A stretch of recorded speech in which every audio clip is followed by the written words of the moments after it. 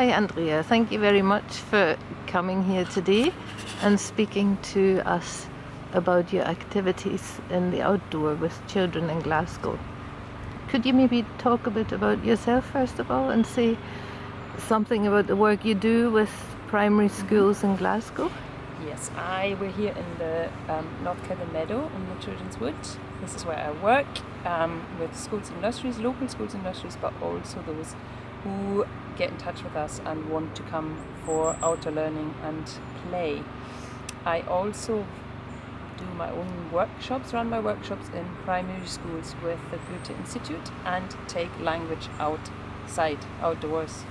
So I go with my bags packed ready for my workshop and drive out to primary schools who have applied for me to come, and I take the children one class by one out and talk about Germany as a country, talk about the culture, talk about differences, talk about who's been, who's not been, how do we get there, we have to fly or we have to take a train.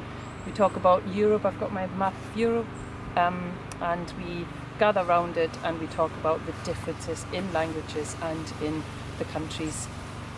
It depends on how old the kids are. Some P1s or 2s have no idea that there are in fact other countries on this planet. But of course in P7 some will have been, and there's a lot of things or stuff they've actually heard about Germany. They have a kind of picture in their head, so we talk about the cliches and the things that all the Germans do or don't. So there will be a football chat, and there will be animals will be there, and there will be how to get there and what they always eat and what they don't eat and what they like and what they don't like. And then I tell them that no, not every German walks about in leather trousers and supports Bayern Munich and eats sausages and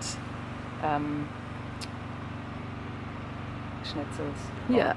Drinks beer. There's a lot of beer chat as well. The older the kids get. So I spend a bit of time with them outside talking about it and about the traditions we have and the walking with the lanterns and St. Nicholas, and we celebrate Christmas not on the 25th but it's the 24th at night time, and the climate is this, and the hobbies. German children go to school but it's mainly in the mornings, and then they also play football and instruments, and so it's always they're always interested in hearing about what German children do. And I think it's brilliant, that you show them that learning a language, it's actually much more than words. You learn a culture with it, and they can actually identify with it. And then and I tell them about how when I go to Germany, these children there, I tell them that no, not everybody plays the bagpipes, and they don't walk about in their kilts all the time, and no, they don't eat fish and chips every day.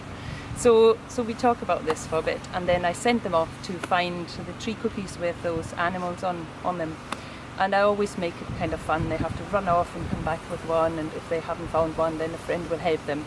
So we gather back round my map and we talk about how easy German, the language indeed is. Because I've obviously picked the right kind of animals, which names are very similar to the ones in English. So we'll have a penguin, which is not a penguin, but it's almost a penguin. So we will talk about what their names are in German and compare them with the word they use in their own language.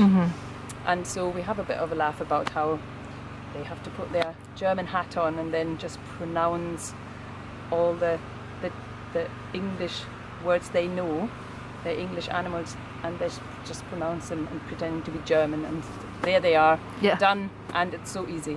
So we that works well, I feel. And now you're doing it all in the outdoors. What do you think is the benefit of learning outdoors and learning a language outdoors?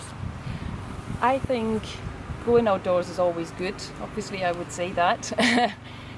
It always stimulates them so much more. They are physically active. They engage with their learning. You get them out of their classroom. They learn hands-on. It's more practical, and it's just good for them, I think. And it just gets more out of them. I think they're more positive outside. I hear so many people say there's never any bickering, there's never any fighting, because there's just more space as well, and so they can be more creative and they can learn on the way.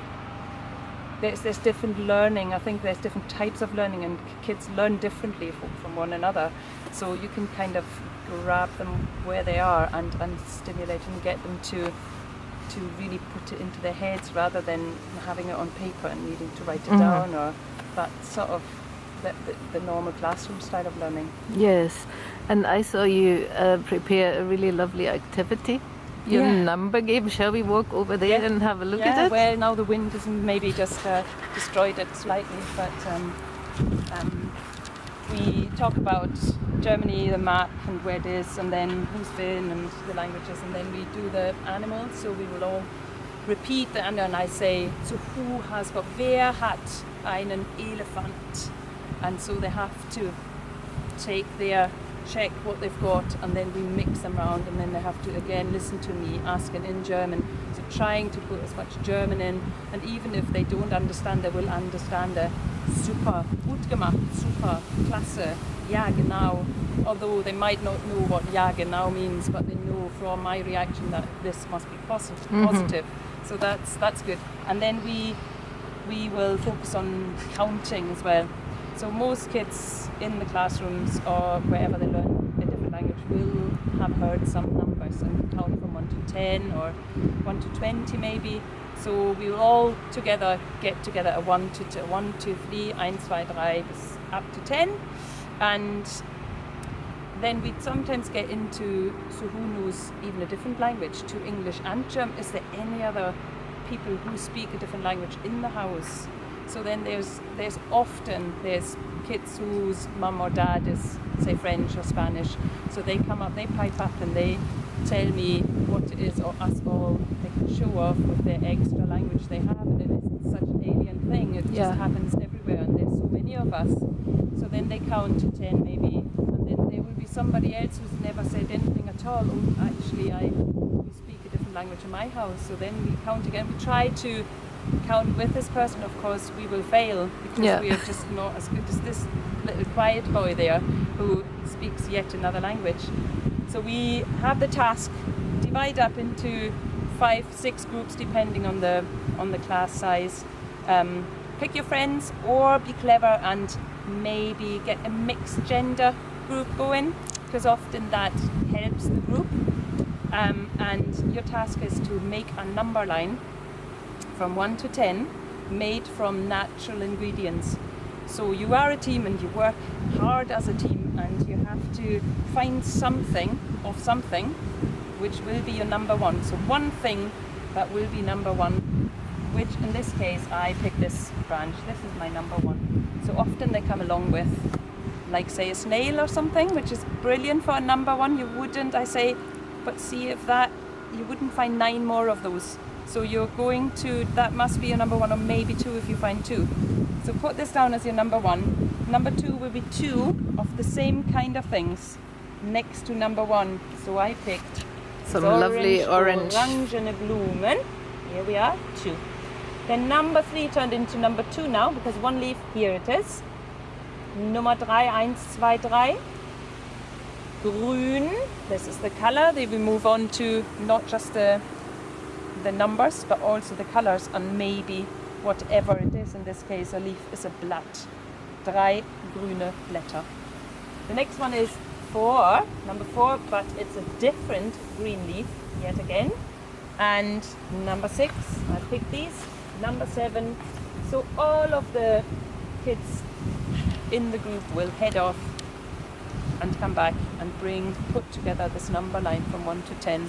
And if you have a really advanced class and a bit older, you can make it all the way up to 20, which is quite a challenge, because you can see it's on so many levels. They have to actually work together as a team. They have to talk to each other. They have to have some kind of structure or plan. They have to organize themselves, because you will find them first of all running for number 1, and then you tell them, why don't you divide up into individuals go in for separate numbers. Oh, that's a good idea. Great.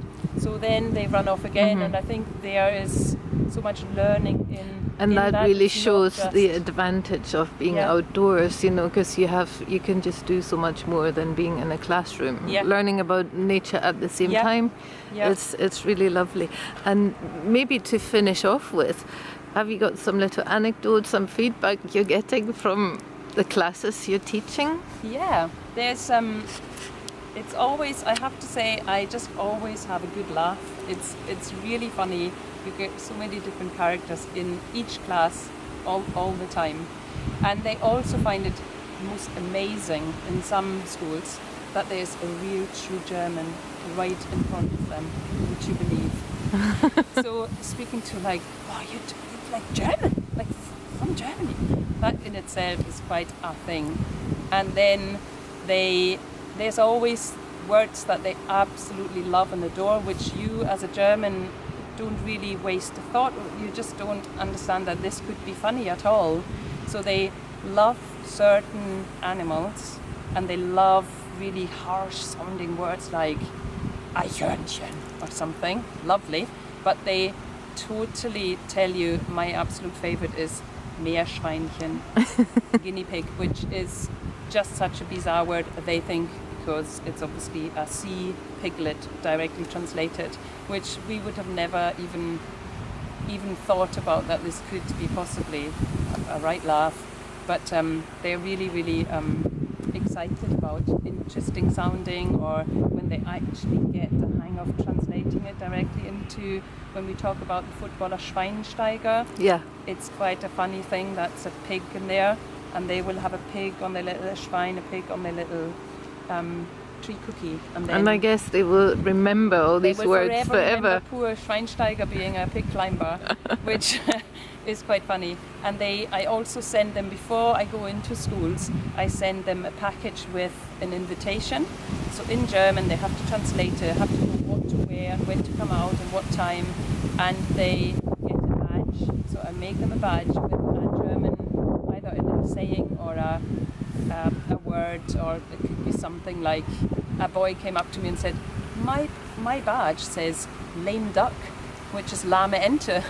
And I thought, yeah, that's funny, isn't it? And he's like, that poor dog is all lame. But I don't, and I told him, well, that's what the Germans say. It's like a slow coach, but we wouldn't say slow coach, and he was a bit thrown by this. But then understanding, of course, that's as we talked about, different language, different tradition, different culture, different things they laugh about, different humour. So they get a badge, and they sometimes just says biscuit on it in German, cakes, or you know, anything, ja klar or something, yes, okay, or so that they like those badges, and they like not knowing what's on it, and it really makes them go back in to do a bit of translating there. And at the very end I have got a card which is just a playing card. I get those jumbo playing cards, and I put a sort of well done, or you've done well today, or something in German. So again I say, you might as well look it up, because it could be a secret message, you never know. Good, they have to translate that. And the front has a peel off kind of double tape bit that I've stuck on, and they peel it off, and then they're meant to walk around and pick up some memories from their outdoor workshop. So they stick them on and take them home, and I say, when you're a good boy and girl, empty your school bag for your mum, you come across this card and you think, oh, actually I've just told them nothing happened at school today. There you go, that's your memory card. It will trigger your memory, and you will tell your mum and dad about the workshop you've done, and about learning about Germany and the differences, and guess what? So that's the idea behind the memory card. And also it extends it makes them go into the classroom, translate the words, and take it out further into their houses, and hopefully that convinces them to outdoor learning yet again, isn't it, in different ways. So that's my workshop, what I do. Thank you very much. I think that's been really inspiring for our teachers. It Thank you. Yeah. Okay. Oh, jetzt hat er aufgehört.